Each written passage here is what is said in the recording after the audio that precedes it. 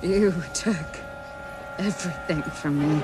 Depuis les années 70, alors que Marvel cherchait encore comment introduire la magie à l'écran, jusqu'à devenir l'un des personnages les plus puissants et les plus tragiques du MCU, aujourd'hui, on va retracer l'incroyable évolution de Wanda Maximoff, plus connue sous le nom de la Sorcière Rouge. Un voyage qui commence avec des expériences télévisées des années 70, passe par l'explosion des Avengers au cinéma, traverse les pertes, les amours et les batailles épiques, pour finalement nous révéler une déesse inarrêtable, capable d'affronter le multivers lui-même. Prépare-toi, car ceci n'est pas seulement l'histoire d'une super-héroïne, c'est l'histoire de comment une jeune femme pleine de douleurs et de doutes est devenue une légende, une vilaine, et l'un des personnages les plus fascinants que Marvel nous ait jamais offert. Mais avant de commencer, n'oublie pas de laisser un like et de t'abonner si ce n'est pas encore fait pour soutenir la chaîne et nous aider à continuer à partager d'autres évolutions incroyables. Allez, c'est parti. Doctor Strange, 1978. Retour dans les années 70,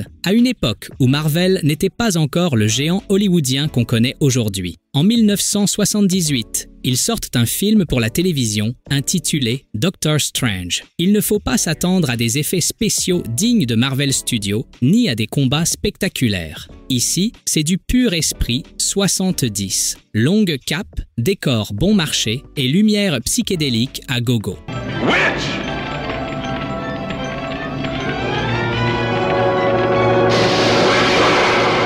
L'histoire suit un jeune médecin nommé Stephen Strange qui découvre le monde de la magie en affrontant la puissante Morgan Le Fay, une sorcière qui veut dominer la Terre. Au milieu de tout cela, on rencontre Clea Lake, apprentie et alliée du héros. Et quel est le lien avec Wanda, me diras-tu? Techniquement, aucun. Mais pour beaucoup de fans, Clea et la présence de Morgan Le Fay sont vus comme une sorte d'ancêtre spirituel de ce qui deviendra plus tard la Sorcière Rouge. Côté effets spéciaux, des lumières colorées, des rayons dessinés à la main et de la fumée partout. C'était cheap, oui, mais pour l'époque, c'était impressionnant. Le projet n'a pas vraiment fonctionné et Marvel a abandonné l'idée d'une série sur Doctor Strange. Mais cette tentative a ouvert la porte à quelque chose. La magie chez Marvel venait de naître. Avengers, l'ère d'Ultron, 2015. On fait un bond gigantesque. Des années 70, on passe directement à 2015, quand Marvel règne déjà sur le cinéma mondial. Dans Avengers, l'ère d'Ultron, on découvre pour la première fois Wanda Maximoff, incarnée par Elizabeth Olsen, et son arrivée ne passe pas inaperçue. Le film raconte comment Tony Stark crée Ultron, une intelligence artificielle qui devient incontrôlable et menace l'humanité. Dans ce chaos apparaissent deux nouveaux personnages, Wanda et son frère Pietro, qui rejoignent d'abord Ultron, car ils tiennent Stark pour responsable de la mort de leurs parents. Mais j'ai su en voyant sa peur que le sceptre le contrôlerait et le ferait s'autodétruire. Ici, Wanda adopte un look urbain et gothique. Jupe sombre, veste en cuir rouge, collant noir, une allure rebelle, loin du costume de super-héroïne. C'est une jeune femme en colère contre le monde. Introvertie, mystérieuse, pleine de rancune, Wanda ne fait confiance à personne. Elle utilise ses pouvoirs de manière psychologique, en manipulant les esprits des Avengers pour réveiller leurs peurs les plus profondes. Au début, elle est une ennemie, mais lorsqu'elle comprend qu'Ultron est encore plus dangereux, elle change de camp. Le moment clé, c'est la mort de son frère Pietro. Une tragédie qui la détruit, mais qui la pousse aussi à se battre pour le bien. Côté effets spéciaux, c'est ici que naît la signature visuelle de Wanda. Une énergie rouge éclatante qui jaillit de ses mains. Les animateurs se sont inspirés de la danse contemporaine, et Elizabeth Olsen s'est entraînée pour bouger ses doigts et ses bras comme si elle dansait avec l'énergie.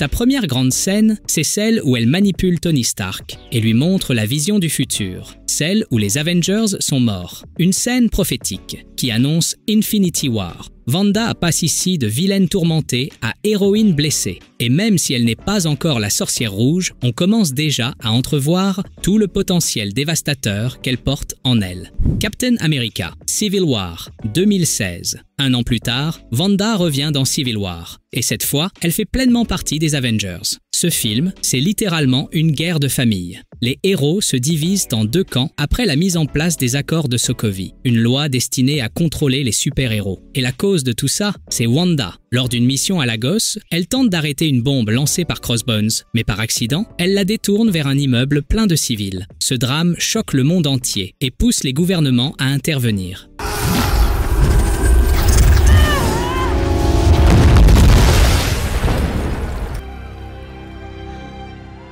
C'est ici que Wanda évolue. Elle abandonne le style gothique pour un costume plus héroïque. Corset rouge foncé, long manteau, allure plus confiante. On sent qu'elle cherche à trouver sa véritable identité. Elle est vulnérable, rongée par la culpabilité. Elle ne veut pas être un danger, mais ses pouvoirs la dépassent. Malgré tout, quand la guerre éclate entre Iron Man et Captain America, elle choisit le camp du Capi, refusant d'être une arme contrôlée par le gouvernement. Elle passe de la fille étrange avec des pouvoirs à une héroïne en construction, qui veut appartenir à quelque chose de plus grand. Et sa relation avec Vision commence à fleurir, une romance qui deviendra essentielle à son histoire. Les effets spéciaux montent d'un cran. Sa magie rouge ne se limite plus à des vagues d'énergie. Elle manie désormais la télékinésie à grande échelle. Véhicules, tanks, tout y passe.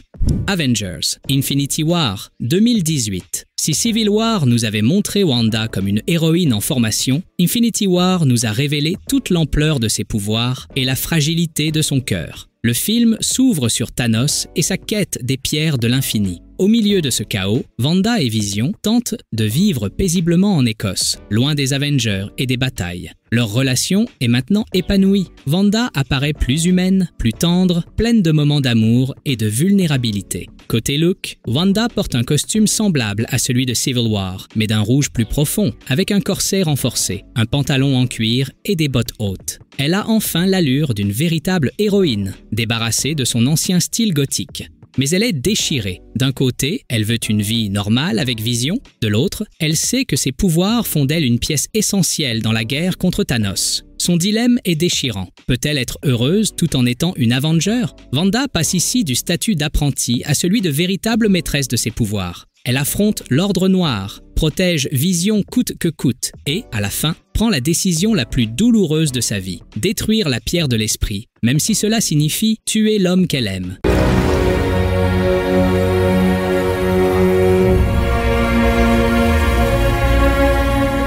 Cette scène, déchirante. Le plus tragique, c'est que son sacrifice ne sert à rien. Thanos utilise la pierre du temps, ramène Vision à la vie pendant quelques secondes et le tue sous les yeux de Wanda. Puis vient le claquement de doigts et elle disparaît. Un final dévastateur qui marque la chute la plus dure de son parcours jusqu'ici. Avengers, Endgame, 2019. Après le claquement de doigts, 5 années passent sans Wanda. Mais quand Hulk ramène tout le monde grâce aux nouveaux gants de l'infini, Wanda revient prête pour la guerre. Même si elle apparaît peu, son rôle est l'un des plus puissants de tout le MCU. Son apparence est presque la même que dans Infinity War, mais sa présence est beaucoup plus imposante. Elle dégage une aura de puissance que plus personne ne peut ignorer. Elle revient remplie de colère et de douleur. Wanda n'est plus la jeune femme hésitante. C'est maintenant une guerrière déterminée à venger Vision. Elle n'a qu'un seul objectif, Thanos. You took everything from me. I don't even know who you are. You will. Dans la bataille finale, elle affronte directement le Titan et le détruit littéralement. Elle le soulève dans les airs, déchire son armure, le domine complètement. Thanos, terrifié, ordonne un bombardement du champ de bataille, juste pour s'en débarrasser. Rain fire! But sire, our troops just do it! Cela montre qu'à cet instant précis, Wanda était au sommet de sa puissance, plus forte que n'importe quel Avenger. Côté effets pro-spéciaux, ses pouvoirs atteignent un niveau monumental. Éclairs d'énergie massifs, télékinésie à grande échelle et une aura de chaos qui entoure chacun de ses gestes. Les frères Russo, réalisateurs du film, ont d'ailleurs confirmé que si Thanos n'avait pas ordonné le bombardement, Wanda l'aurait vaincu seule. Pas besoin de Tony Stark, ni du gant, juste elle, face au Titan. Même si sa présence est brève, Endgame a consacré Wanda comme l'une des héroïnes les plus puissantes du MCU et a laissé entrevoir que son évolution était loin d'être terminée. WandaVision, 2021. Après la perte de Vision dans Infinity War et son incapacité à le ramener dans Endgame, Wanda devient la protagoniste absolue de cette série qui mélange les sitcoms classiques et un drame psychologique bouleversant. L'histoire commence à Westview, une petite ville où, soudainement, Wanda et Vision vivent comme un couple heureux sorti tout droit d'une comédie des années 50. Et pourquoi n'avez-vous pas encore d'enfant? Oh, notre histoire. Je crois que ce que ma femme veut dire, c'est que nous venons de... D'où venez-vous? Mais tout semble trop parfait. On découvre rapidement que cette vie idyllique est en réalité une illusion créée par Wanda elle-même, nourrie par sa douleur et son désir d'avoir une famille. Côté apparence, chaque épisode rend hommage à une décennie différente. Années 50, 60, 70, 80, jusqu'à un style moderne. C'est un véritable défilé télévisé où Wanda reste toujours au centre. Et bien sûr, à la fin, arrive le grand moment. Wanda adopte enfin son costume définitif de sorcière rouge, un ensemble rouge foncé avec couronne et cape, digne d'une reine du chaos. Ici, on découvre son côté le plus humain et le plus vulnérable. Wanda n'est pas seulement une Avenger surpuissante, c'est une femme brisée par la perte, qui construit une illusion pour ne pas affronter la réalité. Mais en même temps, elle devient mère, épouse et une force dangereuse qu'elle ne parvient plus à contrôler. C'est le tournant de son histoire. Wanda cesse d'être Wanda Maximoff pour embrasser son destin en tant que sorcière rouge, une entité mythique annoncée par le Darkhold, le livre de la magie noire. Elle passe du statut de victime à celui de figure redoutée et presque divine.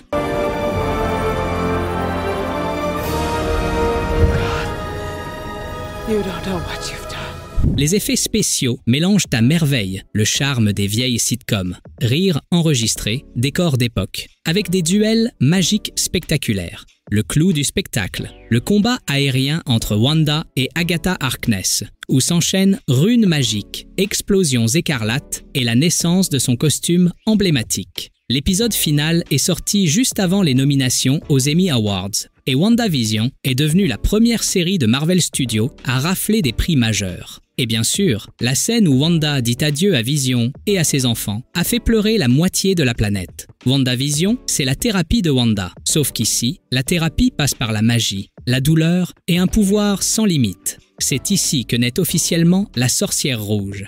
Doctor Strange in the Multiverse of Madness, 2022. Et si dans WandaVision on découvrait une Wanda brisée, ici on voit ce qu'elle est devenue. Une déesse inarrêtable, prête à tout pour retrouver ce qu'elle a perdu. L'histoire suit Doctor Strange, qui tente de protéger America Chavez, une jeune fille capable de voyager entre les univers. Mais la grande menace du film n'est autre que Wanda Maximoff elle-même, corrompue après avoir lu le Darkhold, le livre de la magie noire. Ici, Wanda arbore son costume complet de sorcière rouge, couronne, cape et une aura sombre impressionnante. Son apparence est à la fois majestueuse et terrifiante. Ses yeux deviennent rouges, son énergie est chaotique, et elle dégage cette présence de méchante de film d'horreur que le réalisateur exploite à fond. Fini la Wanda hésitante. Elle est déterminée, obsédée et redoutable. Convaincue que ce qu'elle fait est juste, elle veut atteindre un univers où Billy et Tommy existent encore pour redevenir leur mère. Cette obsession la pousse à commettre l'irréparable, notamment le massacre des Illuminati,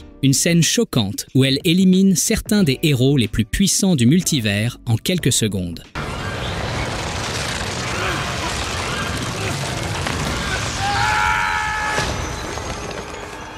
Wanda atteint ici le point le plus sombre de son histoire. Elle devient une véritable antagoniste, capable d'affronter tout le multivers, de manipuler la magie interdite et de détruire sans pitié. Mais vient aussi son moment de rédemption. Lorsqu'elle voit la peur dans les yeux de ses propres enfants, elle réalise qu'elle est devenue un monstre. Alors, elle décide de détruire le Darkhold dans tous les univers, se sacrifiant apparemment dans le processus. Côté effets de spéciaux, c'est un spectacle total. Le film est réalisé par Sam Raimi, le même derrière Spider-Man et Evil Dead. Et ça se sent. Les scènes avec Wanda sont un pur hommage au cinéma d'horreur. Possession, illusion cauchemardesque, mort brutale. Ses pouvoirs atteignent un niveau jamais vu dans Marvel. Téléportations instantanées, sorts démoniaques, combats mystiques ou même Strange peine à suivre. Avec ce film, Wanda s'impose comme l'une des méchantes les plus mémorables du MCU. Mais elle nous laisse aussi avec une question. Est-elle vraiment morte?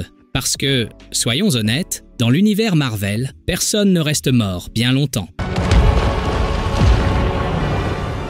Et ainsi, depuis un vieux téléfilm des années 70 jusqu'à devenir l'une des figures les plus puissantes et redoutées du MCU, on a vu Wanda Maximoff passer d'une jeune femme perdue et brisée à la sorcière rouge inarrêtable. Une histoire de douleur, d'amour, de pouvoir et de rédemption qui l'a élevée au rang de légende. Si tu as aimé cette vidéo sur son évolution, n'oublie pas de laisser un like, de t'abonner et d'activer la cloche pour ne rien rater. On se retrouve dans la prochaine vidéo.